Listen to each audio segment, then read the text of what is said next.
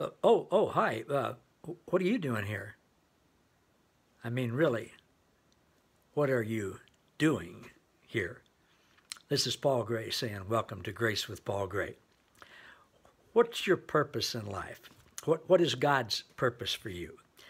I bet if you ask every person on the face of the earth, everyone would give you an honest answer. Maybe sometimes they thought through it well, maybe other times not, but they probably would all be different, or at least a little bit different. The Westminster Catechism, which is a thing that one particular denomination uses, says that the very first reason that man is here is to glorify God and to enjoy God. Well, that enjoy God is one part of, maybe the only part of the Westminster Catechism that I totally agree with. We certainly are here to enjoy God. We are here to enjoy God's love and to participate in the divine triune circle dance of love and joy and peace and everything good that God is. We're here to be in community with the Father, Son, and the Holy Spirit and with everyone else. We're here to enjoy life just like any parent wants their kids to enjoy life. And I believe that God certainly gives us all different gifts and desires and abilities and puts things on our heart for us to do while we're here in life.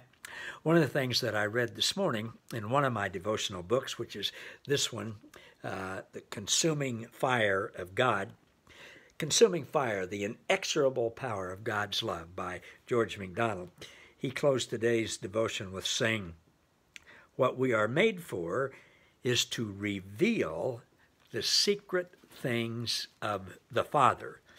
Now, I'm not saying that's the only reason we're here or the only thing we're doing here, but that certainly is a wonderful thing. And I'd never really thought about it exactly in those ways or in those terms.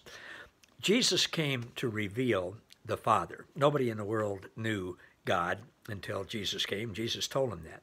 And people had all kinds of different ideas about what God is like, as people do today, and virtually most all of them are not correct. Jesus came to reveal what the Father is really like, that he is a Father, first and foremost, that he is love, that he's loving, that he's good, that he's for us, he's never against us.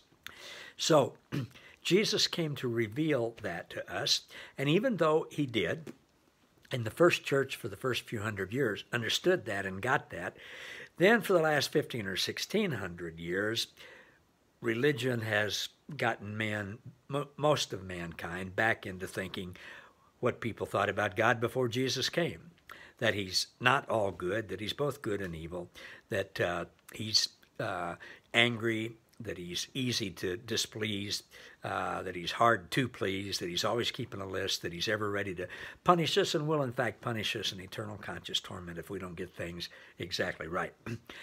See, none of that is what God is like at all.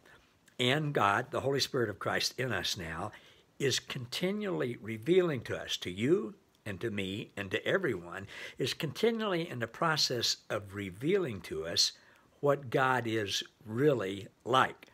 Now, for the first 60 or so years of my life, I was resistant to hearing that because I had ideas of what God is like according to my own mind and what I thought God ought to be like and what I had been taught in church by religion and taught by society and other things. And the Holy Spirit, very gently, without any condemnation or any shame, has been revealing to me. I know now it's been revealing to me all my life, but I've first really started seeing this about 10, 12 years ago. And once you have the mindset of, okay, God, I'm open. You show me. I'm gonna hold loosely and even be willing to get rid of anything I've believed about you that might be wrong. Show me what you're really like. I found when you do that, God just pours open the floodgates of heaven and just continually blesses you 24/7 with new and fresh understanding of what God is really like, meaning how good God really is. And as he does that, he wants us to enjoy that and revel in that and to tell other people what he's revealing to us. So that's what I'd like to ask you to consider today. Consider today, whenever God gives you the opportunity, whenever the Holy Spirit prompts you with anybody you're with, to show them in your language as God prompts you to do it, in whatever way, in whatever setting, relating to whatever's going on. Show other people what God is revealing to you about how good he really is for all people. And the people that you tell about that, they will be touched. They may be resistant to begin with. They may have no idea what you're talking about, but they will be touched. That truth will resonate within them. And if not right then, it'll certainly be part of a chain of events that God will use to reveal to them how good he really is. Hope that's encouraging to you all. See you next time. Thanks, everybody.